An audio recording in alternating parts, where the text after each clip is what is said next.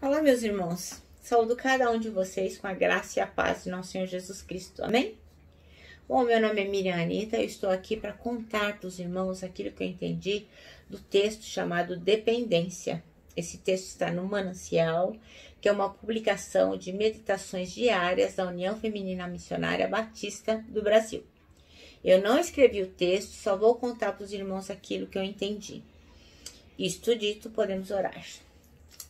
Senhor Jesus, em teu nome pedimos que tu nos mostres aquilo que é importante que nós vejamos nessa reflexão.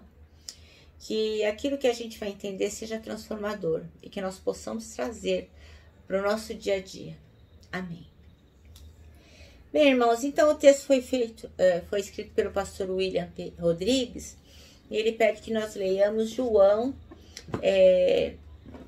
capítulo 21, versículos de 15 a 19. E diz assim, ó. E depois de terem jantado, disse Jesus a Simão Pedro: Simão, filho de Jonas, amas-me mais do que a estes? E ele respondeu: Sim, Senhor, tu sabes que te amo. Disse-lhe: apacenta os meus cordeiros. Tornou a dizer-lhe segunda vez: Simão, filho de Jonas, amas-me? Disse-lhe: Sim, Senhor, tu sabes que eu te amo. Disse-lhe: apacenta as minhas ovelhas. Disse-lhe terceira vez: Simão, filho de Jonas, amas-me?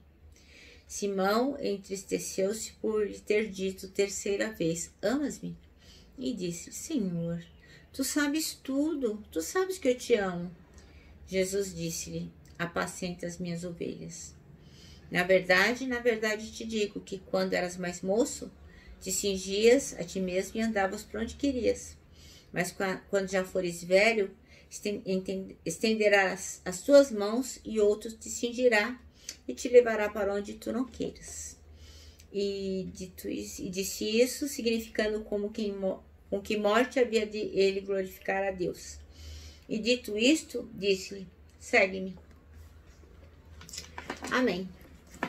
Bom, irmãos, então, aqui Jesus está falando com Pedro a respeito do amor dele, né? Porque os estudiosos dizem que Jesus, na verdade, pergunta a Pedro se ele o ama. E Pedro responde: sim, eu gosto do Senhor. E o Senhor Jesus usa o mesmo verbo para perguntar: você me ama, Pedro? E ele responde de novo: sim, eu gosto do Senhor. Então Jesus responde pela terceira vez. Até que Pedro responde de modo triste, porque assim, ele sabe que Jesus sabe que ele o traiu, que ele o negou. Então Pedro, se auto-julgando, diz: não, eu não te amo, né? Porque se eu te amasse, eu não faria as coisas que eu fiz. Então por isso que ele dizia para Jesus: olha, eu gosto do Senhor. Mas Jesus sabia do amor de Pedro, né?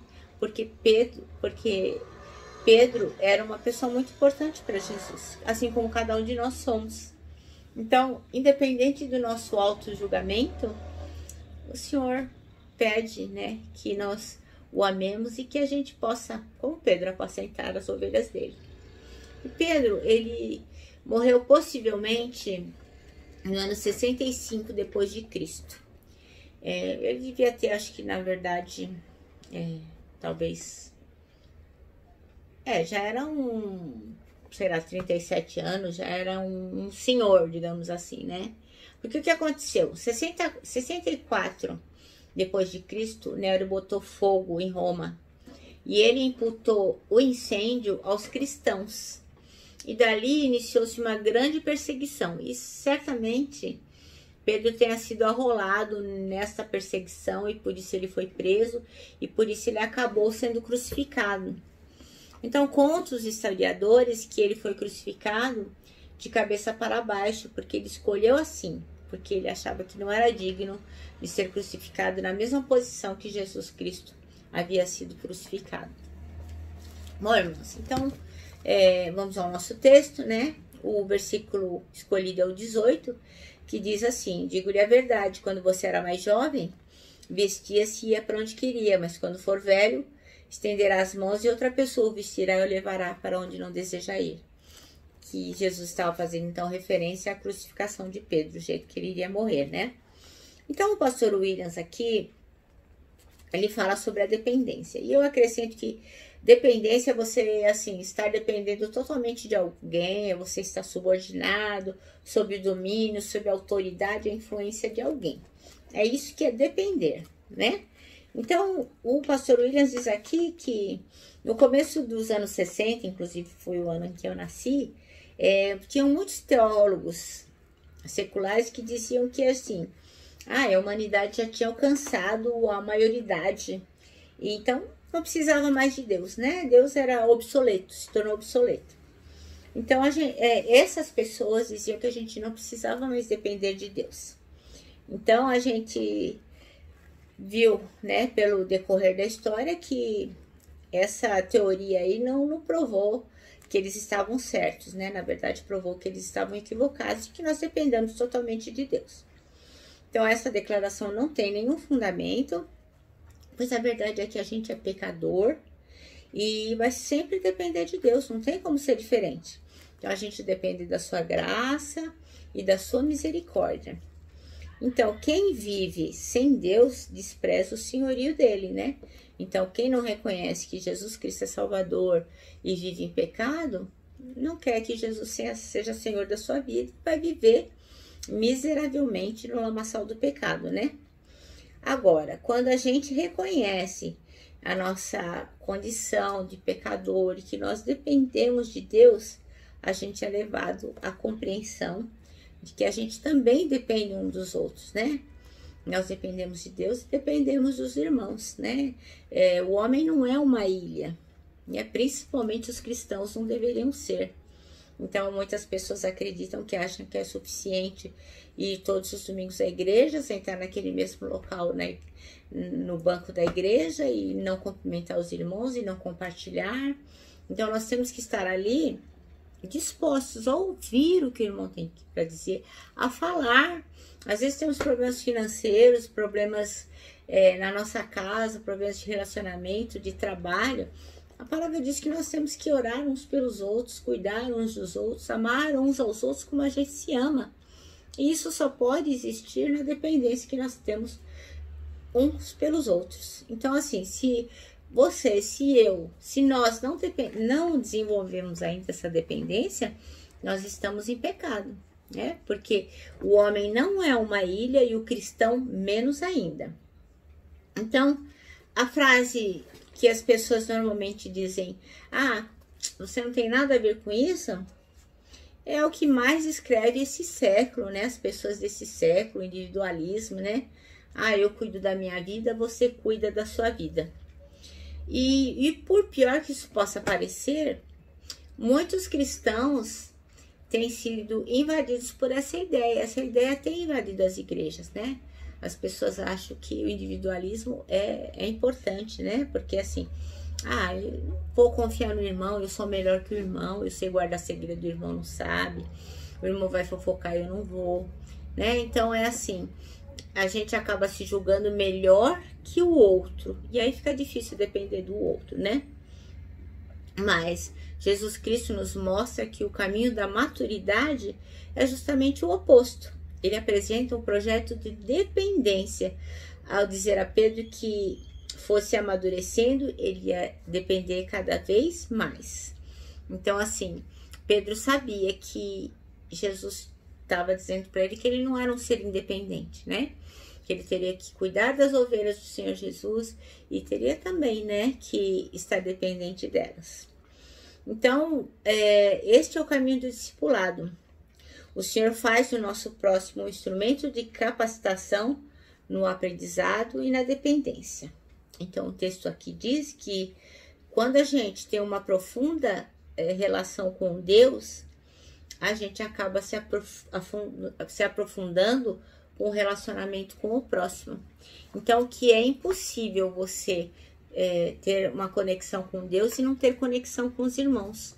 Não querer compartilhar com os irmãos uma bênção, uma coisa que você aprendeu, uma necessidade que você precisa ser suprida, ou suprir a necessidade do irmão também. Então, assim, isso também é depender de Deus, né?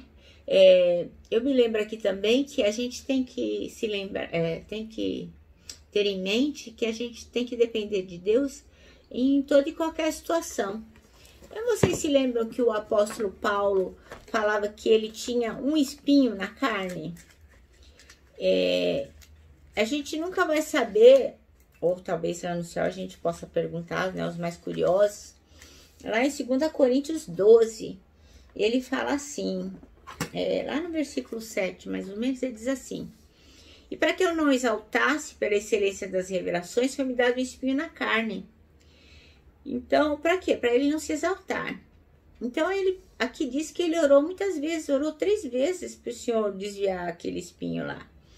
Mas Jesus disse para ele: não, que a minha graça te basta, porque o meu poder se aperfeiçoa na sua fraqueza.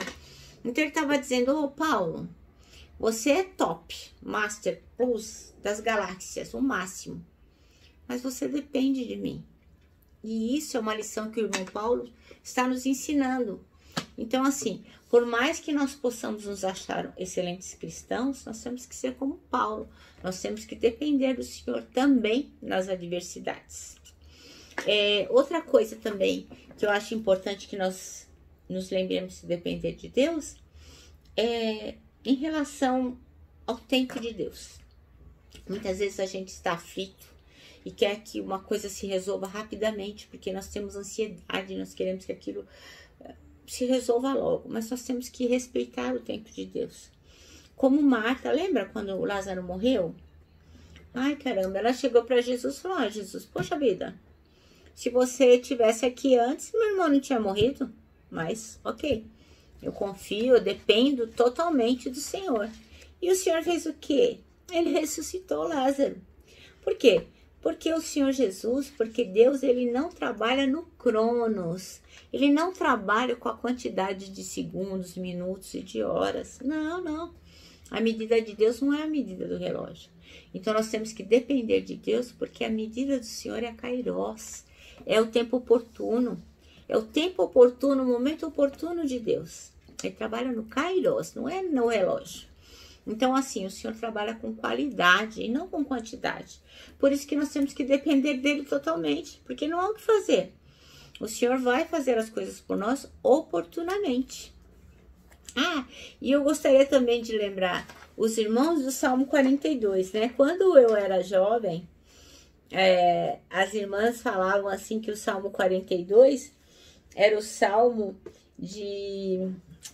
O Salmo 40, aliás, era o Salmo de aguardar marido, né? Falava assim, você espera no Salmo 40, que diz assim, esperei com paciência no Senhor, e ele se inclinou para mim e ouviu o meu clamor. Então, nós dependemos do Senhor, né? Segundo o Salmo 40, não adianta você querer fazer as coisas no seu tempo, na sua hora, você tem que depender do Senhor. Porque ele, quando achar oportuno, vai colocar um novo cântico na sua boca. Mas quando ele quiser, você vai ter que depender dele. Então, a Bíblia diz assim, no Salmo 40, bendito é o homem que põe no Senhor a sua confiança. É só no Senhor. Não dá para ser dependente de outra coisa. Ele é o Senhor. Você lembra quando Jairo estava com a filha doente? Jairo era assim, um top lá na sinagoga, né? Ele não era qualquer um. Ele era um cara importante. E ele chegou humildemente e falou, Senhor, eu dependo do Senhor. A minha filha está doente, ela vai morrer. Se o Senhor não se comover, ela vai morrer. O Jairo dependia totalmente do Senhor.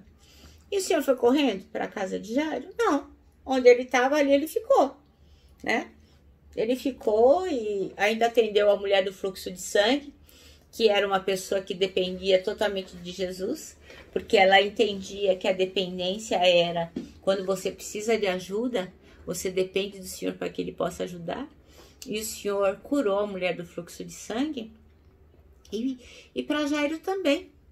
O Senhor mostrou para Jairo que ele tinha que depender dele, por mais importante que ele fosse na sinagoga, por mais importante que ele fosse no tempo dele, porque a gente depende daquele que é o Senhor das nossas vidas, né? Então, assim, não há o que fazer, nós temos, querendo ou não, nós temos que depender do Senhor. E assim, Como diz lá em 1 Coríntios 8:2, diz assim, ó, quem pensa conhecer alguma coisa ainda não conhece como deveria. Então, assim, nós dependemos do Senhor porque a gente não sabe de nada. Por mais que a gente se sinta orgulhoso, por mais que a gente ache que está valendo alguma coisa, nós dependemos única e exclusivamente do Senhor. E dependemos cada um uns dos outros. Então, assim, existe um louvor que diz assim, Jesus, eu preciso de Ti. Eu preciso do Seu amor, do Seu poder, do Seu ouvir, da Sua comunhão. Por quê? Porque a gente depende exclusivamente do Senhor. A gente precisa demais de Jesus. E Jesus está pronto a nos valer. Bom, o nosso manancial termina assim, dizendo que o Senhor faz do nosso próprio, o Senhor faz do próximo um instrumento de capacitação no aprendizado e da dependência. Então, aprendemos com o Senhor e aprendemos uns com os outros. Bom, eu deixo aqui o meu abraço fraternal, o meu abraço de ursa e, lógico, a nossa palavra de ordem que é saudades.